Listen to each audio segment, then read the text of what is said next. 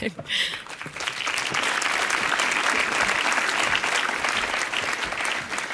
morning, everyone. We are here to talk about scaling food solutions through entrepreneurship and capital. And my three panelists here have a tremendous wealth of experience really across the whole spectrum of the food system, all the way from forest to fork. Jeremy Black is the co-founder of Sambazon, a company which has been restoring the rainforest and while providing the rest of the world with healthy, delicious, sustainable forest-based foods. Excuse me. And Victor Friedberg is the co-founder of Seed to Growth Ventures, an investment firm entirely focused on serving triple bottom line consumers in the food space.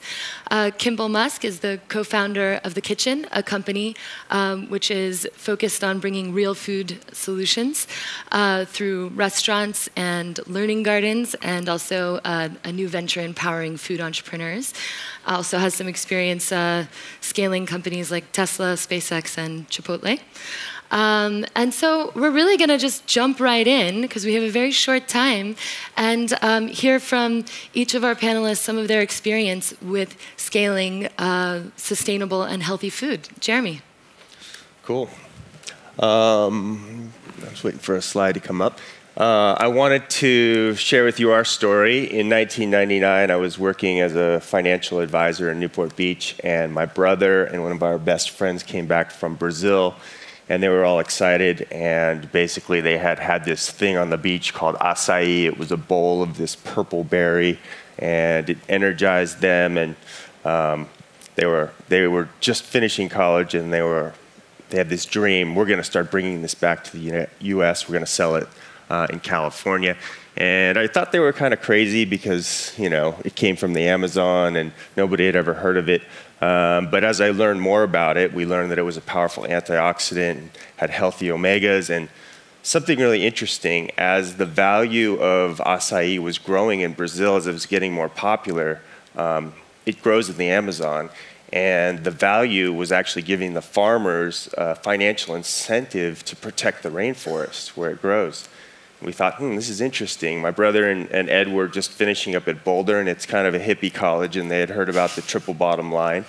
And we had this revelation that this berry actually, if we formed a business around it, had an opportunity to prove the triple bottom line, which is the financial, economic, environmental, and social elements of a business.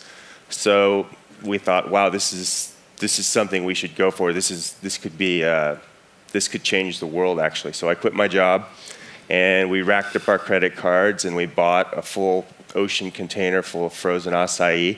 And we thought that we'd go to Jamba Juice or someone like that, and they would say, yes, this is the perfect thing for our stores. We're going to put it everywhere. But everyone was pretty much like, nobody's ever heard of this, so come back when people are asking for it. So we kind of hit the streets in California and started selling it juice bar to juice bar. Selling people a food they'd never heard of. Selling something nobody ever heard of, kind of looked kind of funky, and we ended up doing a lot of demos, standing there in a store sharing it. But the first year we sold 150,000 worth, and the second year 300, and the third year $1 million, and cut to today. Cut to today, we're almost a $100 million company, and we're selling it all over the world.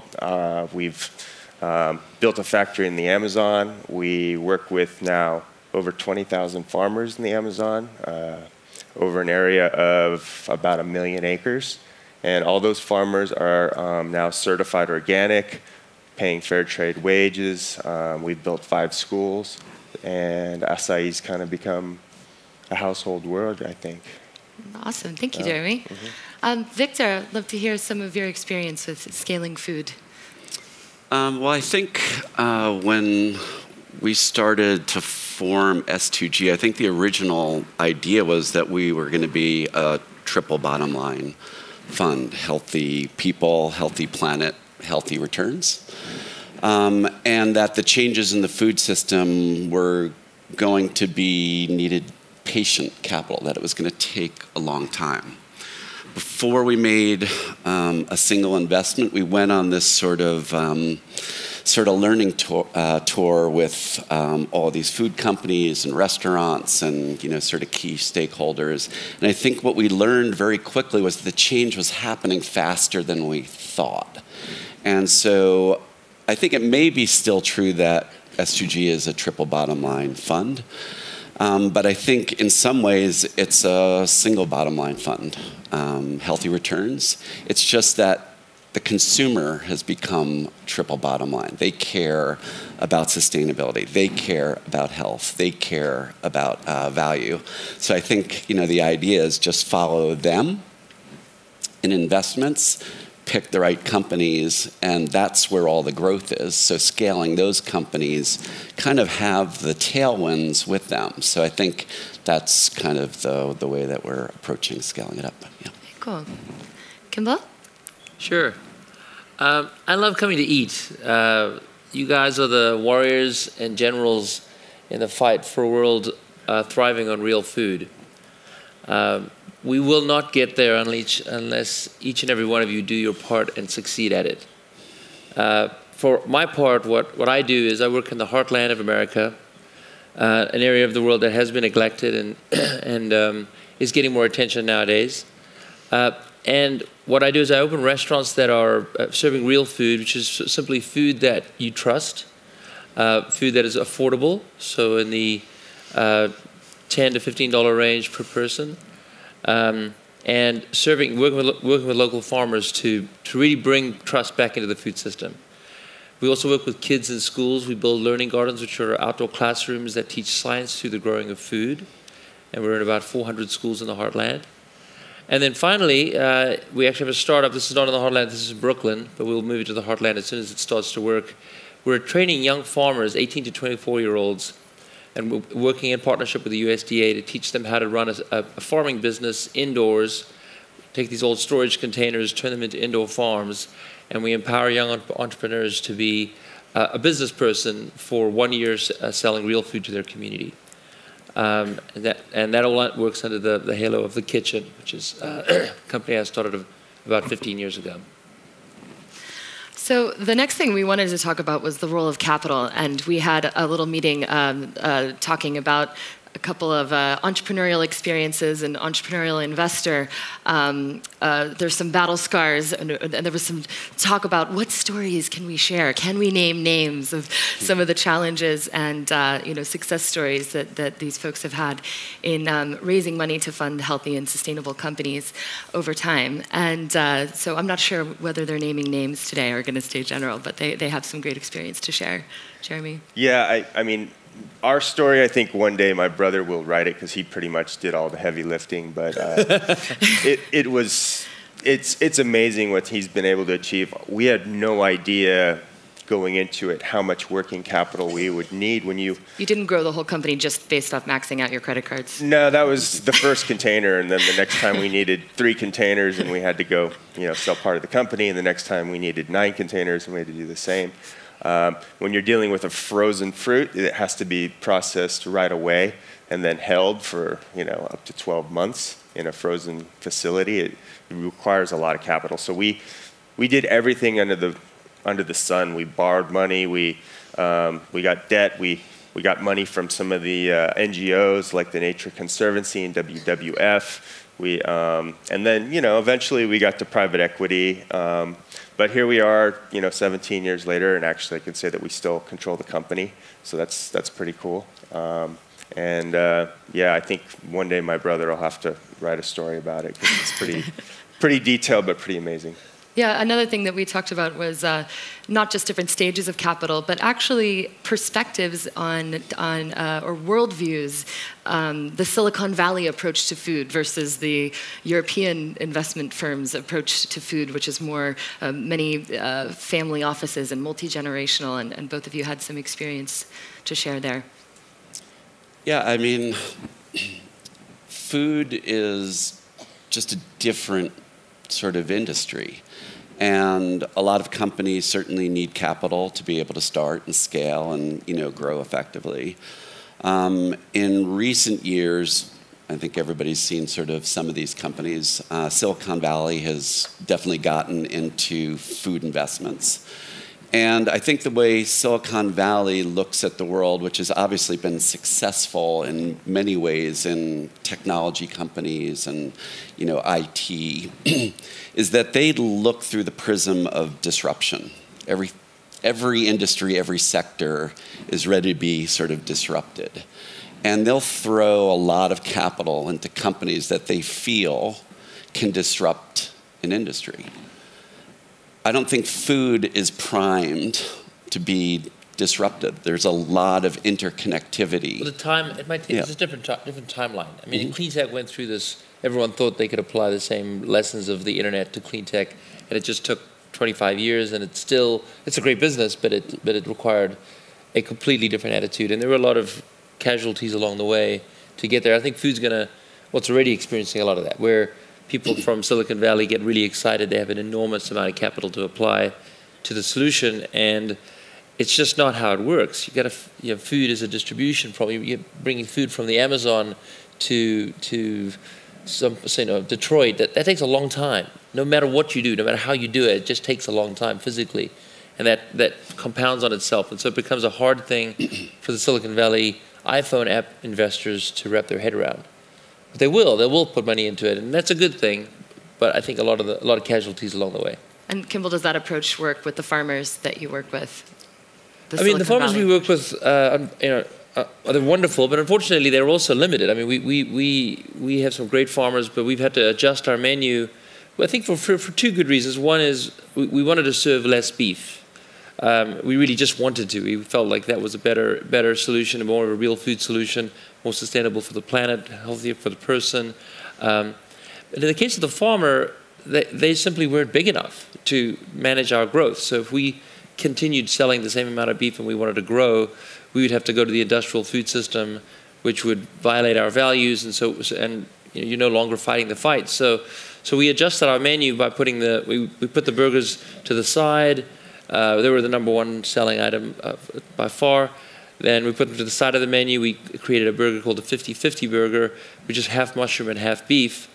And in a matter of a month, we'd have the amount of beef we were buying from our farmer, which while that may not sound good to the farmer, actually it's a really good thing, because he was already selling us too much of his beef, because we can't buy the entire farm's production. We have to buy only a portion of it for it to be a healthy relationship. And so it's been amazingly a profound way of redesigning menus, redesigning the food so that it's still super tasty. And I think tasty is a word that's been a theme of this conference. It has to be really, really good. There are no one builds businesses on deprivation. It just doesn't work. You have to build something that people aspire to and they're excited about. And so by creating a 50-50 burger that was better for the environment, but it was actually also delicious and better than a regular burger, we were able to reduce our beef purchasing by 50% and continue to now work with that farmer for the next 5 or 10 years. And Victor, I know the future of protein is an area that you've really been a visionary investor in and getting ahead of that curve. I'd love to hear some of your experience. Yeah, and Kimbal and I, have very engaged conversations, around this. And so one of the first investments I was the lead investor on and that S2G made was a company called Beyond Meat. I don't know if people know that company. But one of the leading companies in, I guess, what's being called this alt protein sector. And the thesis for all of those companies is that you're sort of building an analog to products that are coming from cows or other sort of animals, but doing now what's called plant-based.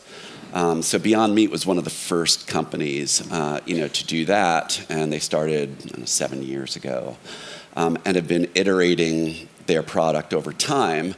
And I believe now sort of has a tipping point product called the Beyond Burger, which is made with pea protein.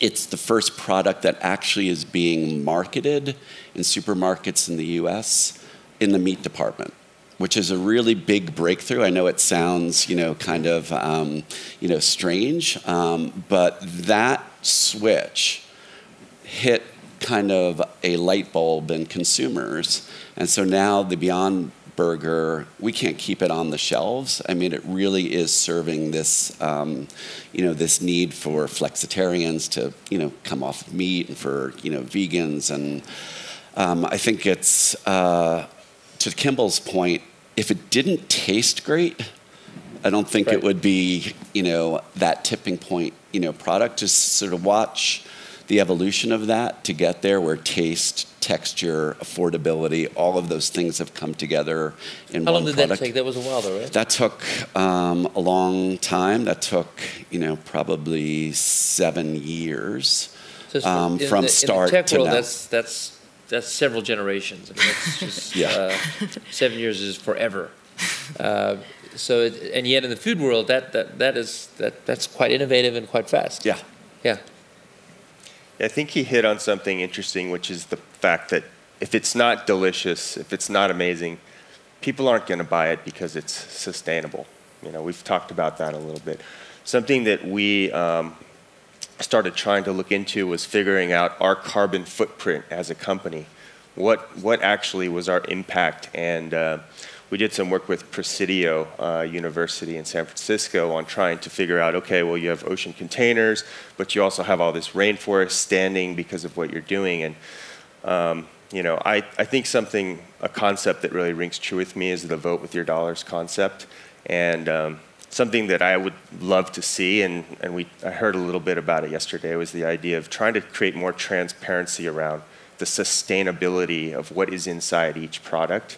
And if we can start working towards showing the consumer through the label what is the sustainability behind the product, they can start to make more informed choices about what they're buying. I think that's actually a really important point. Transparency is something that millennials, younger generation, they're able to understand and wrap their head around. They can go through the internet, they can find this information out, and people have tried to hide what's in their product for a long time. And they just can't do that anymore. So if you want to find out what's in a Big Mac, there are 47 ingredients. One of them is beef, one of them is flour. And there are 45 other ingredients you have no idea how to pronounce or spell. And that just doesn't cut it anymore. Our restaurants recently committed to another nonprofit that would audit our books on a monthly basis to provide total transparency of our supply chain, so that every consumer who's interested, and you'd be amazed how many people are interested and have the time, can actually go through our supply chain and see exactly what we purchased last month, who we purchased it from, whether they personally agree with it or not, and make their public comments available on social media. And it's a fairly scary thing to make yourself totally transparent, because there's no way we're doing everything right. And of course, everyone has their view of what should be done, and it's never the same as ours. But the transparency builds trust. And trust is the currency of the millennial generation. And when you have that trust with the consumer, even though you may not be doing it exactly right or exactly how they'd like them to do it, that's when you really start to build the relationship with the customer and the brand, and the following and the movement really starts to get traction. So with the 1 minute we have left, I would love to hear from each of you to share with the audience the one thing that you are the most excited about right now. I'm excited about the fact that that's being talked about, the carbon label, or whatever it might become. And I'm excited about the idea of there's a lot of other products like acai out there in the world that young entrepreneurs can go out there and find and build a model. I've been approached by a lot of them over the years, but I'm excited about the idea of a triple bottom line type of business model, and new business models being formed around it. For me, I've just recently actually taken a somewhat operational role in one of the portfolio companies, which is a new company that you'll see in the U.S. Called Lava, and similar to some of the work Jeremy has done. It has identified a specific ingredient in which it has really interesting properties to it. So getting involved in building the formulation of that product, helping to bring it to market, building the teams, really taking care of a more entrepreneurial role, which Kimbal does many, many times. Careful what you wish for. It's actually super exciting, and feel that it's going to be a great product and look forward to it. Yeah. Sure. I'm most excited about a new company we're starting. It's called Square Roots. It's been around for about a year now. And we are taking old storage containers that fit on the back of ships and tankers, and we're putting them in a parking lot in Brooklyn. And inside each container, we're building an indoor vertical farm. And these indoor vertical farms are the equivalent of 2 acres of outdoor farming. And then what we do is we work with the USDA and we create a small business for these young farmers so that over a year they'll sell their basil or their arugula, or whatever they decide to grow, to their local community. They'll learn how to sell, how to hire and fire people, how to run a profit and loss statement, how to build a business. And when they graduate, my hope is that we will unleash an army of real food entrepreneurs across America here to help solve the real food challenge we have in front of us. And maybe there's real food entrepreneurs right here in this room. Exactly. All right, thank you all so much for having us here, and I hope you are excited as we are about the role of entrepreneurship and capital in the scaling food solutions. Thank you. Thank you.